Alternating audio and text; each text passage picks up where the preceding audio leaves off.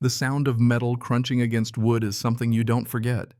Not when it's your brand new cedar fence post and someone else's spotless white Tesla that just kissed it head on.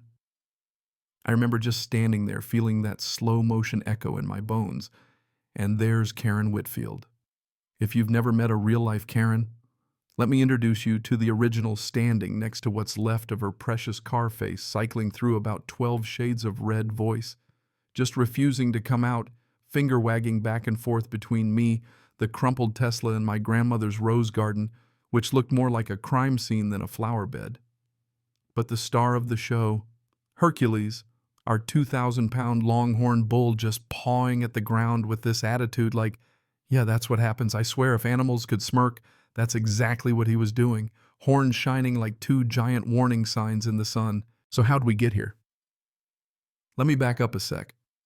3 months before that ridiculous afternoon, I'd just inherited my granddad's ranch, 20 acres of honest-to-God Texas land, wild and worn down, nothing but wind grass and a stubbornness you could smell in the dirt. I left my pretty decent desk job in Dallas because, well, when a man like my granddad asks you to keep the family place alive, you listen, right? The ranch had seen better days. The barn was peeling like a bad sunburn, fences sagging, whole place kind of looked like it had given up. But I could see it, you know. The bones were good, so I dove right in. New cedar siding for the house. Painted the barn that deep postcard red, swapped out the barbed wire for black metal fencing permits, stuck on every gate just to keep things clean, everything legal. That's when Karen entered the chat. She rolled up one morning in that same white Tesla always parked right at my property line like she was marking territory. She steps out in a blazer and heels clipboard in hand, face fixed in a scowl that could sand a fence post smooth. "Are you the property owner?" She snaps all clipped vowels in judgment. I wipe my hands on my jeans, walk over, stick out my hand. She ignores it like I'm offering her a snake. Karen Whitfield, president of the Willowbrook Estates HOA.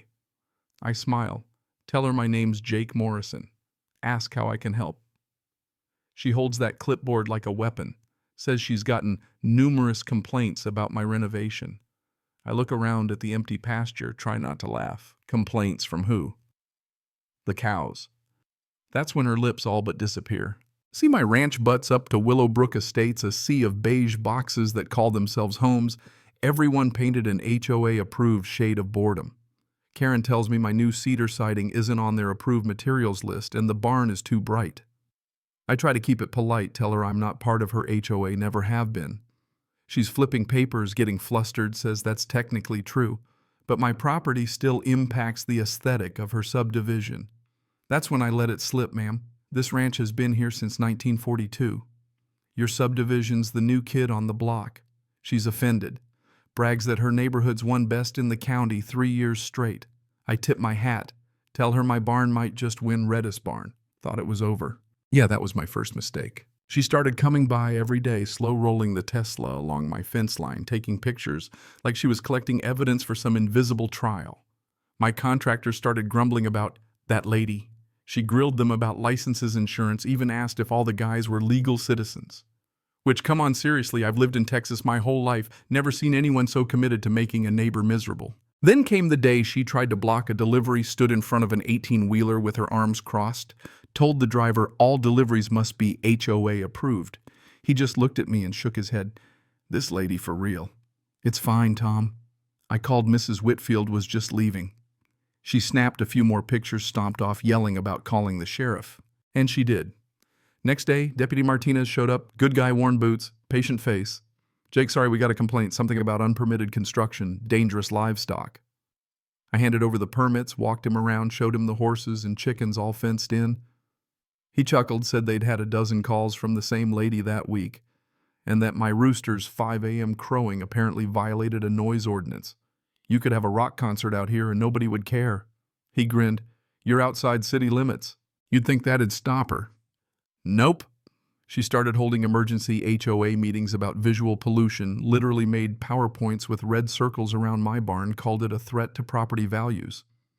I know this because Margaret Chen, one of the saner board members, filled me in. She said Karen spent 45 minutes explaining how my red barn created a glare that bounced off the atmosphere and blinded park visitors. Yeah, that happened. Here's where things took a turn. Grandpa Joe came to visit. He's 82, ornery as ever, and still keeps a handful of cattle, including his pride and joy, Hercules. That bull is legend's 7-foot horn span, 3-time state fair champ, the kind of animal you don't forget. Grandpa wanted to let Hercules stretch his legs on the old pasture, so we unloaded him, let him graze near the pond. Bull looked happier than a pig in mud. And that's the exact moment Karen decided to up her game.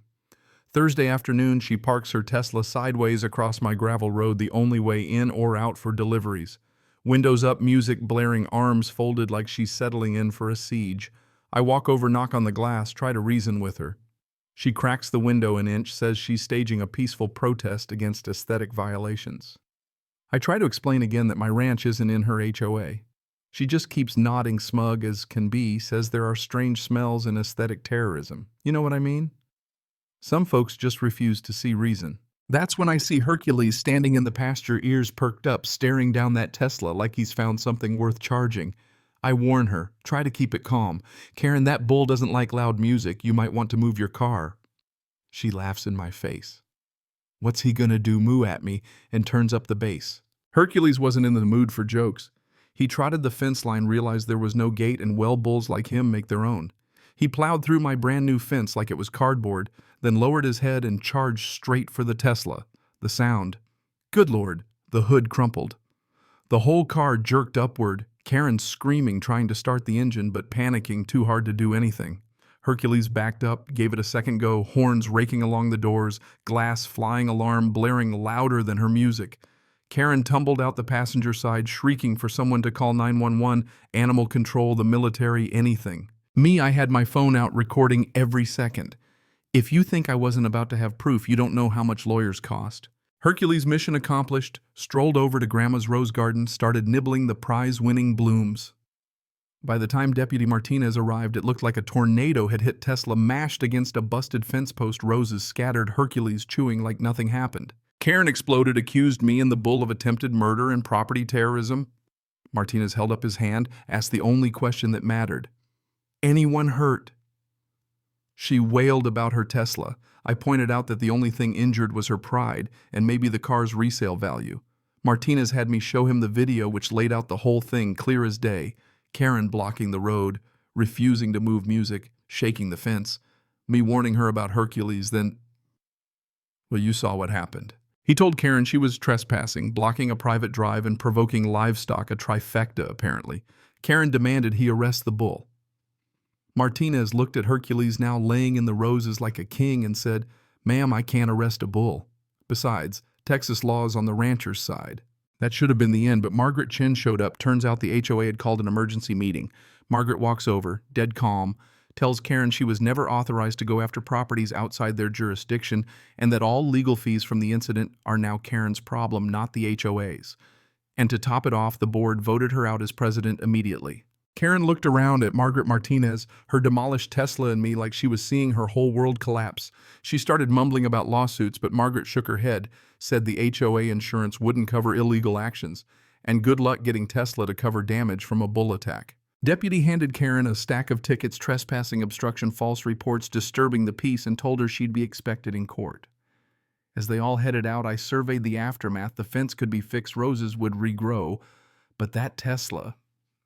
well, that was a monument to what happens when you poke the wrong bull. Grandpa Joe came up beside me, watched Hercules settle in for a nap, and just laughed. That bull always did know how to judge character. I asked if he thought Karen learned her lesson. People like that never really do, but she'll sure think twice before crossing a rancher again. Last I saw Karen, she was standing in her driveway staring at the empty spot where her Tesla used to be. That's life, I guess. Sometimes karma shows up with horns and a bad attitude. So now I gotta ask, if you were in my boots, whose side would you be on?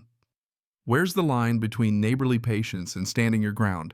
Drop your thoughts below, because I promise this debate is just getting started.